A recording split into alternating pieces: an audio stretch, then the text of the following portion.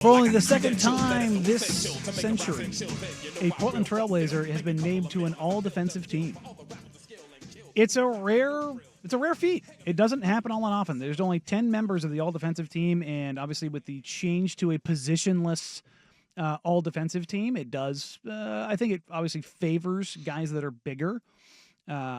Looking at the all-defensive team, Lou Dort is the only guy under 6'6" on this team. Yeah, but also Toumani Camara making the second team all defensive or all defensive second team is huge because of the fact that he isn't a traditional big and he's surrounded by him there. And like when they go positionless, it is to benefit the bigs. He's a guy that we've talked about ad nauseum here that he can defend 1 through 4 effectively. I mean, you can even say 5. Like that's the crazy thing is like this. It's a guy that you can put on the best player on the planet, Nikola Jokic, and be like, he can hold his own. That the number of guys in the league that can do that. They're defensive player of the year caliber players. It's Giannis. It's Evan Mobley. It's Victor Wembanyama. Like, I think it's bigger that everybody else is acknowledging that he is a great defender when the rest of the team around him is not. Yeah, I mean, you look at the rest of the guys that made this list. You had 2 Oklahoma City Thunder players in Jalen Williams and Lou Dort. They were the best defense in the NBA. The Cleveland Cavaliers, they only have one guy in Evan Mobley, but Jared Allen's not a slouch behind him. And you look at that OKC team. You've got Caruso, who was not eligible to be on the all-defensive team. For everybody's like, why didn't Caruso make it? Because he wasn't eligible. He didn't have the minutes played necessary to make the team. Yeah, or games played, right? Isn't it 65? Yeah, he did hit the game threshold. He didn't hit the minutes per game because you have to have 65 games of like 18 minutes or more, 20 minutes or more. I can't remember what it's very dumb because it also kept Chris Dunn off the list too because those are 2 guys that probably would have had a pretty good chance as well. But you take a look at that Thunder team. You've got Chet Holmgren. You've got Hartenstein. Like, you've got all these great defenders. And you talk about the Warriors. And, yeah, it's Draymond, but you've got a team of dudes. You've got Gary Payton II. You've got Pods. Like, you look at the Trailblazers. Yes, they were better defensively. But you don't look at that team and like go, oh, my God, that's a defensive stalwart team. They're just big and physical. But it is a defense that unbelievably is anchored by Toumani Camara and his defensive abilities and capabilities. Well, having rim protection obviously helps too when guys are perimeter defenders. Yes. And Donovan Clingan and DeAndre Ayton both served as those in the front half for DeAndre and the back half Clingan to help Toumani Camara because you can take more risks and not be afraid that there's going to be an open lane to the rim. And having a 6'9" forward behind him in Denny Avdia. We've talked about this so much about why the Blazers have gone big. They're quite literally the biggest team in the NBA. Whether you want to talk about 6'8" Toumani Camara or 6'8" Chris Murray or 6'8" Ryan Rupert or 6'9" Jeremy Grant, 6'10" Robert Williams, 7' DeAndre Ayton, 7'3" Donovan Clingan. It's a big freaking team, man. Tall guys, good at basketball. I read that somewhere. It's super helpful because even when you aren't a great defender, your margin of error is significantly larger. And you just look at these teams, and Dyson Daniels and Toumani Camara are the only guys on the all-defensive team that made it on teams that were not great teams. And typically guys that make this team, you aren't coming off of non-playoff teams. This will be the interesting part with Toumani, though. Is this the ascension or is this the one-off for him? Yeah. Because you mentioned guys like Caruso. Victor Wembanyama is going to be healthy at some point again, and he will be on the all-defensive team, first team. And everybody gets pushed back one step. We've seen guys have the one-off year, but the Blazers have one in Matisse Thybulle. There are guys that they become known as great defenders, and they stick on these teams, and they never leave them. And Lou Dort's a great example of this. Guy finally got first team. Yep. He's been on the second team before. Never been a first teamer. Like, he is a phenomenal defender. And there are guys and it's usually the guys that are on good teams. That's how you stay on these. And that will be the big question is Toumani Camara. It's now based on, does the organization put enough support around him where if you're stamped as a great defender, you'll stay on that team for as long as you're in the league. It's a once you get in the club, you have to be, somebody has to beat you out. Yeah. To get out. It's like when sometimes you see guys that named All-Stars and you're like, come on. And it feels like maybe you gave him that one because he's been an All-Star for 10 years.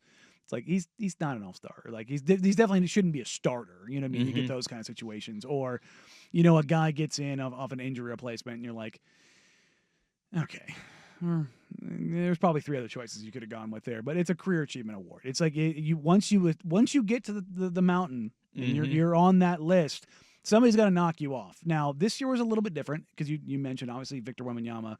Like as long as that dude is healthy, he's going to win Defensive Player of the Year. Like I think he is so great on that end. He may actually buck the trend of the narrative awards and people getting tired of it because of what he does to a basketball court. It's unlike what anyone has ever done in the history of the league. And you just kind of have to recognize it. That's my hope, at least, because when I talk to NBA players about Wemby in the way that they talk about him like a mythical creature. Like these are the best and the best. He looks of like one.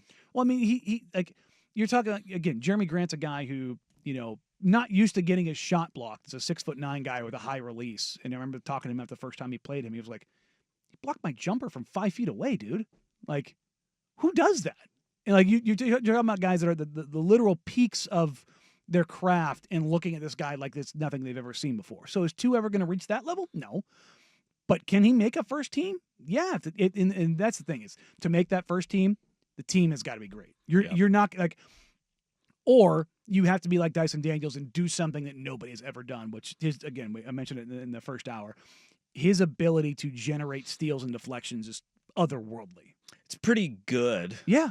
Yeah. It's a good, like if you're talking about this Blazers season and why this stuff matters, these are markers that show you're kind of on the right path. Donovan Clingan making second team all rookie. Toumani Camara making first team all defense. It reinforces the stuff that you're trying to do. Yeah.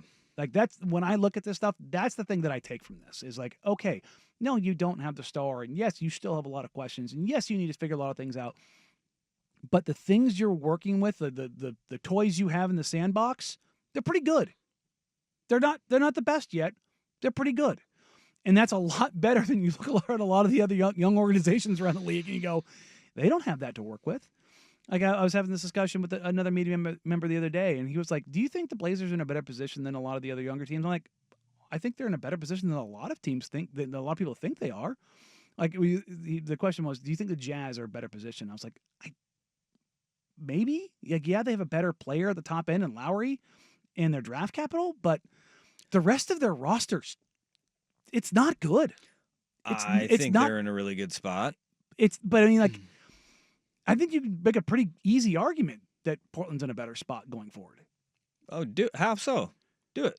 I'm interested. Yeah, like because I think when you look at it and you say Lauri Markkanen, Colin Sexton, Walker Kessler, a bevy of picks and draft capital. I don't think Sexton's anywhere mattering in that. I think if you talk to the Jazz and people around the Jazz, yes, Walker, I think him and Donovan are basically on the same level. I think those are both guys you're going to be looking at in 2028 in Los Angeles for Team USA's big man for the Olympic team because of what they do, because they're so big and they control the paint, and in FIBA basketball, you have to have those kind of guys. And Lowry is the best player among both those teams. I don't think you can really make that argument. After that, though, the rest of the Jazz roster, there's nothing there that they're even really looking at. But the top end player is better than anything Portland has right now. Yeah, for sure. I don't know if he's is he the one? Because I don't think he's the one. I think he's at best the 2, probably the 3. But then you have the draft capital backing that up and a proven front office that has made deals and Danny over Ainge and is over the and devil over again. Who you just don't want to deal with because you're going to lose every single deal. And that is a trump card that you can absolutely play.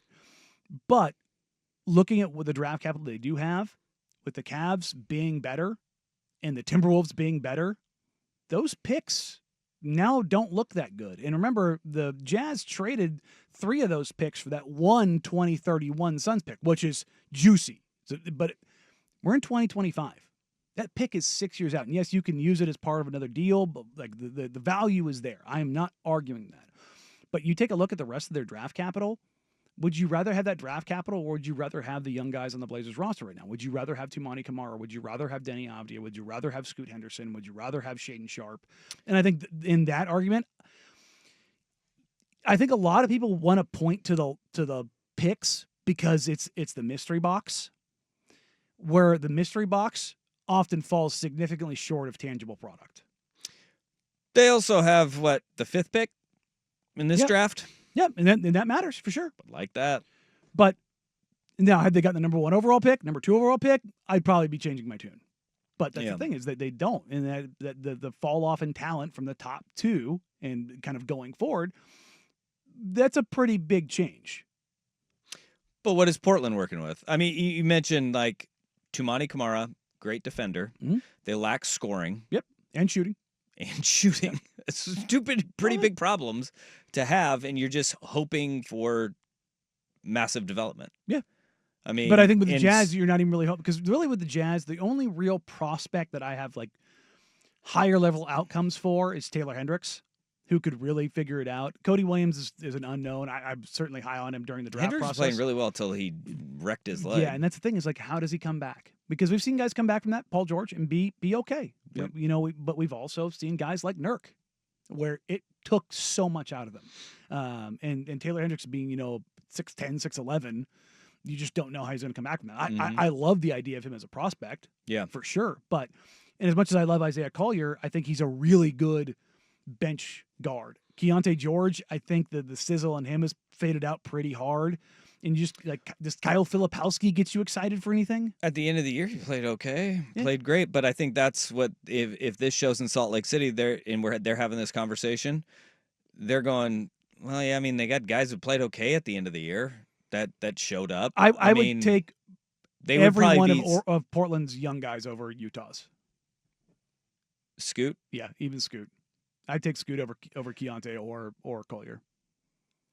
I think his floor is higher than those guys. Yeah. Like we talk about with Scoot with his shortcomings, he started to figure out his shooting. Go look at Isaiah Collier's shooting. Yeah. It's horrendous. Yeah. It's an interesting conversation to have, but I mean, I think they're kind of in the same spot, but the draft capital in the high end talent pushes Utah over the top. Yeah, I think the Ainge part of it for me, if you're going to make the argument, it's Danny, because you look at his record of transactions and you just go, well, and having a player that's just better than anything Portland has. I mean, that goes a long way at the NBA. It does. It absolutely does. Which is why the Jazz basically had to quote unquote shut him down, because he was just too good. Yep. And it kept them from being able to bottom out. But then when they bottomed out, it didn't work out. Yeah. It's like, ooh.